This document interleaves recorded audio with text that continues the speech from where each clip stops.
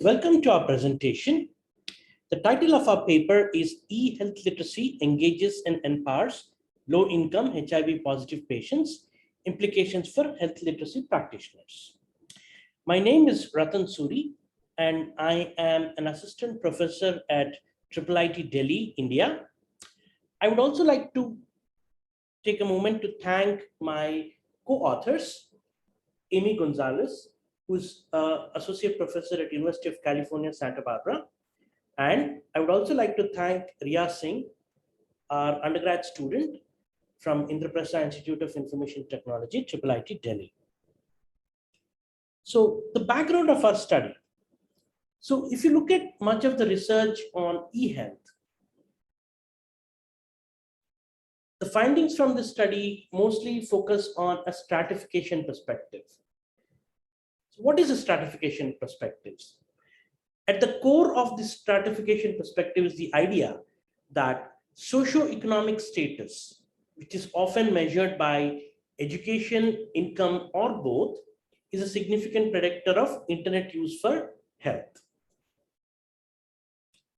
So much of the findings from studies that use a stratification perspective indicate that those patients or subjects from low socioeconomic status are less likely to seek information, have the skills to evaluate the health information, look for health information or information related to a healthcare provider online, or use email or internet to communicate with a doctor or a doctor's office, or seek information about diet and lifestyle choices.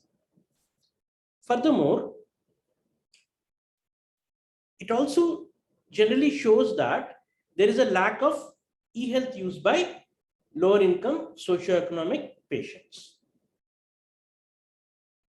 Research in this area on the quality of patient-provider communication also shows that patients from low socioeconomic status are less likely to receive health information from doctors, less involved in decision-making, receive less positive socio-emotional utterances from doctors, receive more directive and less participatory consultation interactions. In other words, most patients from lower socioeconomic status are likely to be marginalized during doctor-patient interactions. Now, our current study takes a slightly different perspective. We focus on low-income HIV-positive patients and their experiences with the use of the internet for health. Our study broadly was guided by two research questions. The first research question that we asked is, what purposes do HIV-positive patients from low-income groups use the internet? Second, how does access to internet resources help HIV-positive patients from low-income groups to manage their health? Now, I would like to talk a little bit about the research context. So our research study was conducted in a mid-sized Midwestern town in the United States. We used a purposive sampling method where we recruited HIV-positive patients from low-income groups who used two healthcare community organizations for accessing healthcare and other related support services. The client household income ranged from $5,000 to $35,000 in a year, with a median income range between $0 and $5,000 US a year. In all, 25 participants took part in the study, of which 19 were female and 6 were male. We used semi-structured interviews to collect data, and these interviews were conducted in English and then transcribed. We analyzed this interview transcripts using thematic analysis. And the study was formally approved by the Institutional Review Board of Indiana University, Bloomington. So the interview questions focused on these following themes. We asked the patients about their experiences using the internet for various health related activities. We also asked them about their general experiences using the internet online. Then we asked them questions about how they went about evaluating the health information. And we also asked them several questions about how they use this health information and how they benefited from this use of the internet for health. So the thematic analysis provided us some very interesting insights. So the first theme that emerged was, of course, what were they using the internet for, right? So a significant amount of patients revealed that they either use the internet for themselves or their loved ones or their friends. And they also revealed that they looked at several different topics. They talked about how they look for disease symptoms, medicines and their side effects. They also researched about hospitals, doctors, treatment options, government related health benefits that they could access, alternative medicines, nutrition, diet. They also talked about going online forums, posting questions, getting their questions answered, reading about people's experiences. So in other words, contrary to our expectation that lower social income group patients don't go online or don't use internet for health, our study showed that in fact this community used internet for a various range of purposes that were related to managing their health, right? Also, our study revealed, which we discussed under theme 2, is that a number of these informants exhibited very interesting critical health literacy skills. When I say critical health literacy skills, I use this term to very specifically refer to these people's ability to evaluate the information, apply certain commonsensical strategies, and the fact that they were aware of these strategies in order to evaluate information and recognize good information from bad information, right? So for example, many of these people talked about how they went to authentic websites. A lot of people actually talked about WebMD. They were also talking about university research centers where they could access information. They also talked about CDC, government health institutions. They also talked about how a number of health nonprofit organizations that provided social support for HIV patients also had forums which they were able to access and pose questions or generally read discussion threads on various HIV related health issues. So all these show that these patients were very critically aware of how to select information sources and also to be able to evaluate this information. For example, one of our respondents said the following about a browser, right? So what he said was, what she said was, if it has that little lock on the corner on top of the browser, then I know it's a secured website and I know I can sit back and relax a bit. That helps quite a bit, right? So many of these people are talking about how to differentiate between good and bad websites. And this quote clearly is a good instance where patients were critically aware of how to recognize good information from bad information or to be able to evaluate the quality of the websites that they were visiting. Then the third theme that emerged was the quality of doctor-patient communication. What our data analysis again revealed is that contrary to expectation, many of the respondents reported taking active part in doctor-patient discussions. And also the fact that they are actually bringing information from the internet and using this information to be able to have a meaningful discussion with the doctors, right? I quote one of our respondents.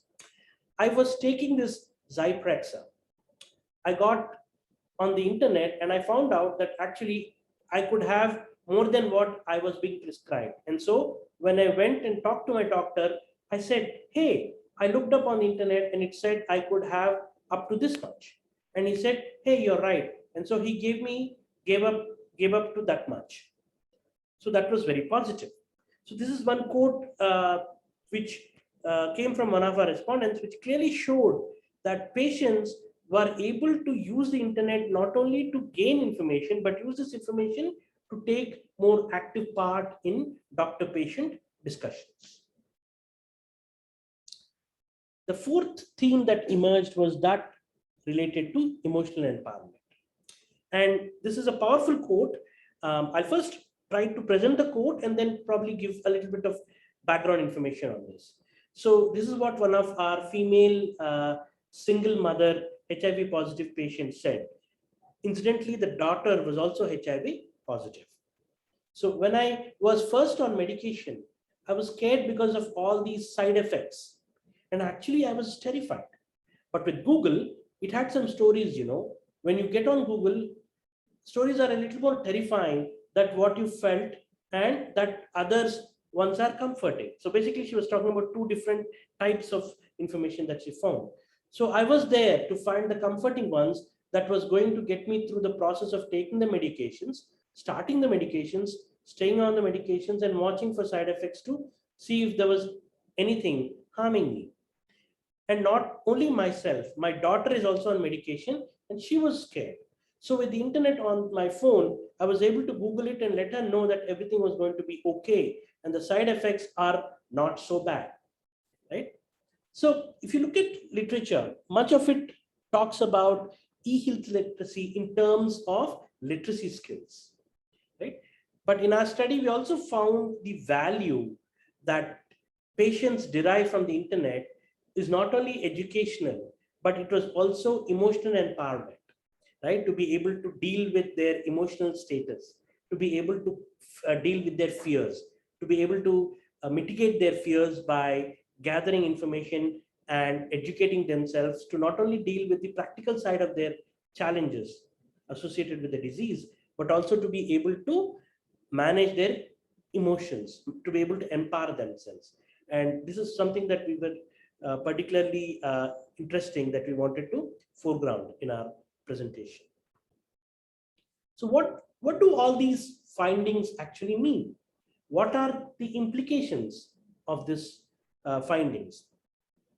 So the main argument that we would like to make is that previous work on e-health often emphasized the lack of engagement in their health decision making by lower socioeconomic patients.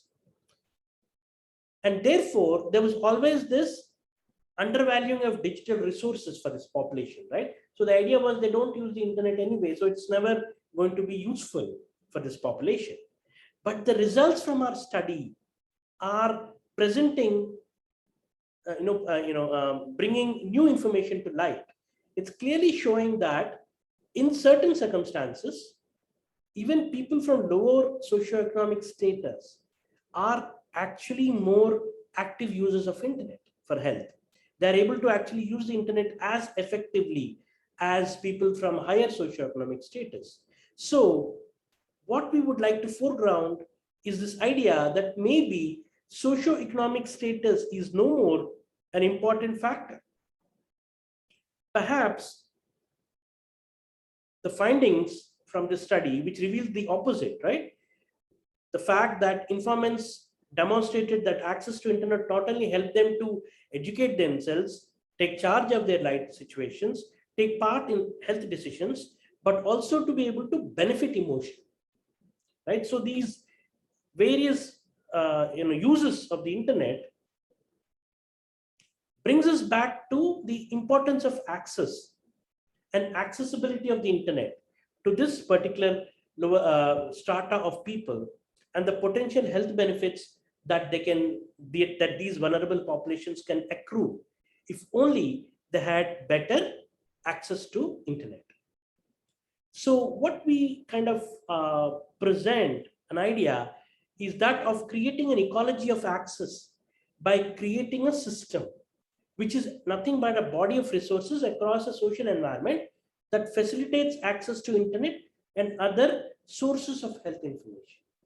right? By creating this system within the environment that is present, by leveraging existing infrastructure like libraries or high schools or any of these places where people can potentially access the internet or other sources of health information, we are able to accrue these benefits to the vulnerable populations who really need them, right? So as I said, access at local libraries, access at emergency rooms, urgent care clinics, doctors waiting rooms that serve low income populations can be potential places through where, creating a system or a body of resources can be useful, because that's where the people actually raise these issues, right? That's where the information needs arise, and therefore as such a system may in fact help the vulnerable populations to benefit from the internet. Also, creating a system that translates medical information to lower grade level in a same language may be particularly useful for lower socioeconomic status uh, population, right? So any of these uh, interventions are aimed at leveraging technology to be able to create a system that can help these people access health information when they really need it and educate themselves and benefit from that health information, right? And this environment is highly effective if it leverages existing resources in their daily life contexts, which can be much more effective than creating a system from top down, as opposed to using existing environment and resources within that environment to create a bottoms up uh, access system. So that's in brief the presentation. If you have any queries or concerns, kindly please do not hesitate to email me, or you can also, I'm presuming, post your questions in the presentation forums, and we'll be more than excited to respond to these questions and queries.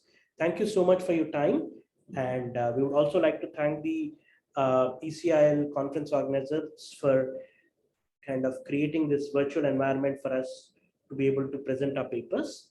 And we also would like to take a moment to thank our anonymous reviewers for taking time and giving us meaningful comments that really helped us to develop this paper and to be able to bring it to a stage where we can publish it in the proceedings. So thank you, everyone, and good luck with the rest of the conference. Thank you.